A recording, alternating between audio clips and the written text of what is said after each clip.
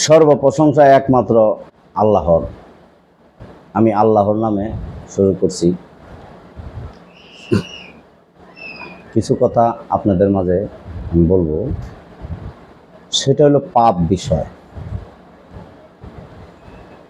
হযরত মুহাম্মদ সাল্লাল্লাহু আলাইহি ওয়াসাল্লাম উনি একটি হাদিসে একটি কথা বলছে।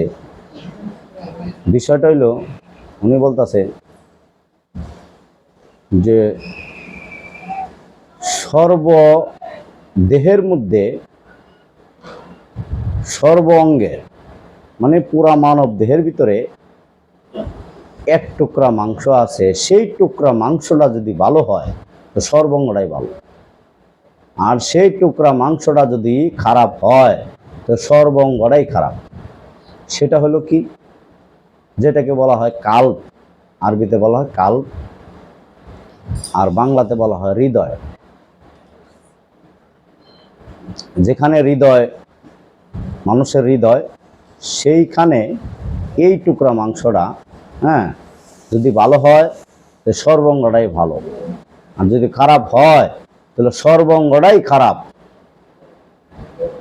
তো এই কথাটা কি বুঝাইলো হযরত মুহাম্মদ সাল্লাল্লাহু আলাইহি ওয়াসাল্লাম? এই কথাটা কি বুঝাইলো আমাদের?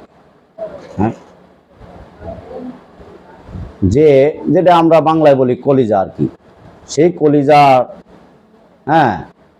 এই কলিজার এই জায়গাটাকে বলা হয় সাধকদের ইয়ার ভাষায় যে কি হৃদয়। এই হৃদয় যদি মানে এই কলিজা যদি ভালো হয় তো সর্বঙ্গটাই ভালো, আর যার কলিজা খারাপ তার সর্বঙ্গটাই খারাপ। যার হৃদয় খারাপ সর্বঙ্গটাই খারাপ, যার হৃদয় ভালো সর্বঙ্গটাই ভালো। তো ওইটা ভালো এবং মন্দ, এই বিষয়টা কি, আমরা ওইখানে পাপ কিভাবে ঢোকাই, প্রশ্ন আসে না? তো যেহেতু এই হৃদয়ে আপনাকে সর্বঙ্গ পাপিষ্ট করে তুলবে, তাহলে এটা আমরা একটু বুঝার আছে না, বিষয়টা কি, কিভাবে করে। মনে করেন আপনি একজন দোকানদার, আপনি একজনরে আগে ঠকাইবেন, পাল্লায় মাপে কম দিবেন, তখন এই ভাবনাটা কিন্তু নিজের ভিতরে আগেই সে আঁকড়ায় রাখে, নিজের ভিতরে আঁকড়ায় রাখে, এই হৃদয়ের ভিতরে তখন আঁকড়ায় রাখে যে আমি ওই লোকটাকে ঠকাবো। বা একজন লোকেরে সে গীবত করবে, একজন আরেকজনের নামে গীবত করবে, তখন সেই লোক, একটা লোক যে গীবত করবে সেটা কিন্তু সে আগে চিন্তা ভাবনা করে, অন্তরের ভিতরে সে এটা আঁকড়ায় রাখে। যখন একজন লোক আসে তা বা উনি যায় গিয়া যখন সে গীবত করা শুরু করে, তখন এটা কিন্তু অন্তরে ছিল, এই মন্দ জিনিসটা অন্তরে ছিল, সেটা কিন্তু তখন মুখ দিয়ে বের হয়। তখন কি হইল, অন্তরেরটাই মুখ দিয়ে যখন বের হইল, মুখও কিন্তু পাপিষ্ট হইল। আরো কিছু বিষয় আছে, যেরকম আপনি যাই কিছু করেন সব কিছু আগে একটা ভাবনা চিন্তা করেন। প্রত্যেকটা মানুষই যাই কিছু করে আগে কিছু ভাবে, ওই ভাবনার ভিতরেই, ভাবনাটা কোথা থেকে আসে, ওই ভাবনাটা কোথা থেকে, আপনি একটা জিনিস বুঝেন, যে বিষয়টা হলো একটা উপমা দিতে হয়। যেরকম একটা ফ্যান, তো ফ্যান আছে বা একটা লাইট আছে, কিন্তু সুইচটা কিন্তু আরেক জায়গায়। যখন আপনি সুইচটা দিবেন তখন কিন্তু ফ্যানটার ওইখানে কারেন্টটা কানেক্ট হবে, তখন কিন্তু ফ্যানটা ঘুরতে থাকবে। লাইট আছে, কারেন্টও আছে, কিন্তু সুইচ দেওয়া নাই, সুইচটা অফ করা, তখন কি হবে, তখন কিন্তু লাইট জ্বলবে না, লাইট অফ হয়ে রয়েছে। তখন যখন সে সুইচটা কি করে দিবে, তখন কিন্তু সাথে সাথে কারেন্টটা, বিদ্যুৎটা তখন লাইটের ভিতরে আসবে। তো আমাদের অন্তরের থেকে কিন্তু ভাবনাটা আসে, এই ভাবনাটা আমরা অন্তর থেকে আসে, তখন অন্তর থেকে আবার এই মস্তিষ্কে যায়, তখন কানে মুখে চোখে সর্বাঙ্গে কিন্তু এটা ছড়ায়। ভাবনাটা কিন্তু এই কলবের থেকে, কলবে আগে এই জিনিসটা জমাট রাখে, সব আমরাই জমাট রাখি, আমরা সকলেই যে এটা জমাট রাখি। এখানের ভিতরে ভালো এবং মন্দ লুকায় রয়েছে। এখানে কিন্তু পাপ আমরা ঢুকাই, যে একজন মানুষের আমরা ঠকাই, হ্যাঁ, যে একজন মানুষকে আমরা জোর জবরদস্তি করে জায়গা দখল করব আমরা, আর জোর জবরদস্তি করে একটা জিনিস আমরা নিয়ে নিব, বা সন্ত্রাসী, যে কোনো ভাবেই, যে কোনো ভাবেই এই পাপের কাজগুলি সমস্ত পাপ। এই পাপের বিষয়টা ওইখানেই আমরা জমাট করে রাখি আগে, তখন কিন্তু প্রকাশ হয় অন্য অঙ্গ দিয়া, সর্বাঙ্গ মানে অন্য অন্য অঙ্গ দিয়া। আপনি যদি একটা নারীর প্রতি আকর্ষণ সৃষ্টি করেন, তখন কিন্তু এই অন্তরের থেকে আগে শুরু হয়, পরে চোখ, আর তারপরে এটা বাস্তবায়ন হয়। বাস্তবায়ন যখন আপনি করবেন এটা পরে, তখন কিন্তু এটা আপনি যদি জোর করে একটা নারীকে আর নারী নিয়ে মিলামেশা করেন, জোর জবরদস্তি, তখন কি করলেন? ভাবনাটা ছিল আগে, অন্তরের ভিতরে অল্প অল্প করে আগে এটারে জমাট করে রাখছেন, তখন কিন্তু এটা আবার মস্তিষ্কের ভিতরে জ্ঞান দেয় এটা কোন কৌশলে তার সাথে এটা করা যায়, কিভাবে তাকে ওইখানে যাওয়া যায়, তাকে কিভাবে কি করা যায়, ওইটা কিন্তু পরে চিন্তা ভাবনা করে আপনি বের করে ফেলছেন। কিন্তু আগে কিন্তু অন্তরে ছিল, তারপরে মস্তিষ্কে গেল, তারপরে কি করলো, এটা নিয়ে আপনি কোন এক সময় বাস্তবে গেলেন, এই নারীটা নিয়ে জোর করে একটা মিলামিশায় নোংরামি করলেন, তখন কি হলো? সর্বাঙ্গে কিন্তু একটা পাপিষ্ট হইল। তাহলে প্রত্যেকটা পাপের ক্ষেত্রে এরকম, প্রত্যেকটা পাপের ক্ষেত্রে এরকম। আমরা আগে সাবধানতা অবলম্বন করলে এই অন্তরকে আমরা বাঁচায় আনতে পারবো, এই অন্তরকে, এই কাল্পকে আমরা বাঁচায় আনতে পারবো।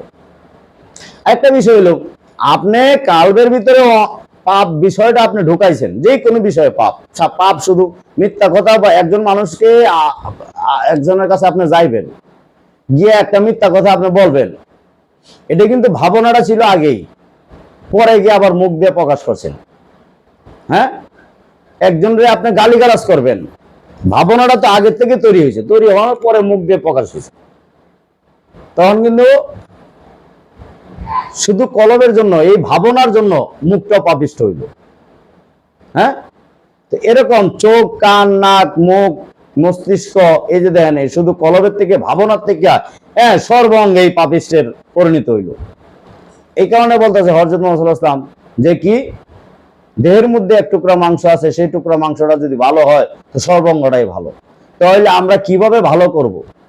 এই ভালোটা করতে হইলে আগে এই ভাবনার ভিতরে ঢুকতে হবে, যে এই ভাবনাগুলি যাতে আমাদের সূক্ষ্ম হয়। আর এটা যদি আমরা একটু গভীরভাবে যাই, তাহলে বোঝা যায় যে এটাকে বলা হয় যে নিজের বিচার যদি নিজে কেউ করতে পারে, তাহলে অন্য মানুষ তার বিচার করতে হয় না। তাহলে বিচারক কোথায়? তাহলে আপনার বিচারক কোথায় বসা? ওই বিচারকের স্থানটা যদি আপনি ঠিক রাখতে পারেন, তাহলে আপনার সর্বাঙ্গই আইন অনুসারে আপনি পরিচালনা করতে পারবেন। আর বিচারের বিষয়টা যদি আপনি অন্যায়ভাবে পরিচালনা করেন, আইন অনুসারে না, বেআইনি ভাবে, তখন কিন্তু আপনার অঙ্গ সর্বাঙ্গটাই আপনি পাপের পথে যাবে, পাপের দিকে ঝুঁকবে। তো আপনি ইবাদত তো পরের বিষয়, আপনি পাপের যে বিষয়টা আছে, পাপ না করলে বিচার কিসের? বিচার তো, আপনি একটা জিনিস বুঝেন, আপনি পাপ করেন নাই, বিচার কিসের? আপনি একটা মন্দ কাজ করেন নাই, তাহলে কি আপনাকে পুলিশ কি ধরবে? আপনার কি সাজা হবে? তো আপনি যখন একটা মানুষের মাথায় বাড়ি দিলেন, আপনি মাথা ফাটায় লাইছেন, তখন কিন্তু আপনার সে পুলিশের কাছে রিপোর্ট করলে, ওর গার্জিয়ান পক্ষ যারে বাড়ি মারছে, গার্জিয়ান পক্ষ যদি বিচার দেয় বা ওইখানে রিপোর্ট করে, তখন কিন্তু পুলিশে আপনারা ধরে নিয়ে যাবে নাকি? তো বিষয়টা হলো এরকম, যে আমি পাপ করি নাই, আমি যখন পাপ করব না, তাহলে আমার বিচার কিসের? আর যদি আমি পাপ করি, তাহলে সে আমার বিচার। আর ইবাদতের বিষয় তো পরের ব্যাপার, যে ইবাদত আপনি করবেন বা যে কোনো একটা কিছু করবেন, এখানে কলব পরিষ্কার করবেন, এটা আবার আরেকটা পন্থা। কিন্তু আমি বলতে চাইতেছি যে পাপ যাতে আমরা না করি, এই কলব যাতে পাপিষ্ঠ আমরা করে না তুলি। যেখানে এখন কথা বলতে হয়, হযরত মুহাম্মদ সাল্লাল্লাহু আলাইহি ওয়াসাল্লাম এই হৃদয়কে কেন বললো যে এই হৃদয় যদি, এই কলব যদি খারাপ হয় তাহলে সর্বঙ্গটাই খারাপ। তাহলে এখানে কে বসা, সে আপনাকে কুমন্ত্রণা দিচ্ছে। মুমিনের কলবে না আল্লাহর ঘর, মুমিনের কলবে না আল্লাহর বসত, তাহলে কি আল্লাহ কি খারাপ ইশারা দিবে? না। তাহলে এনে অন্য কেউরও বসত আছে। এটা কলবের বিষয় আগে বুঝতে হবে, যে এখানে কি আল্লাহকে আপনি আনতে পারছেন? আল্লাহ কি এখন বসত আছে না নাই? আপনি যদি ভালো হন তাহলে সর্বঙ্গটাই তো ভালো। আপনার কলব যদি ভালো করতে পারেন, তখন সে না আল্লাহ এখানের আপনি করতে পারেন যে আপনি মুমিনে পরিণত হয়েছেন, তখন সে না আল্লাহ আসবে। আর এর আগ পর্যন্ত হ্যাঁ, যে পাপিষ্ঠ তার কলবে তো শয়তান বসা। হে মানুষরূপী শয়তান, হ্যাঁ এমন কর্ম করছে তার কলবটাকে নষ্ট করে ফেলছে। আল্লাহকে কিভাবে আনবে? তা সর্বঙ্গ তা আল্লাহ নিজেই কইতাছে, মানুষরূপী শয়তান হতে এবং জিনরূপী শয়তান হতে তোমরা দূরে থাকো। তো হে শয়তান, শয়তানের কলবে কি আল্লাহ থাকে? শয়তানের কলবে তো শয়তানই থাকবো, মানুষরূপী শয়তান। আর মানুষরূপী যদি সে মুমিন হয়, তাহলে সে না তার কলবে আল্লাহ।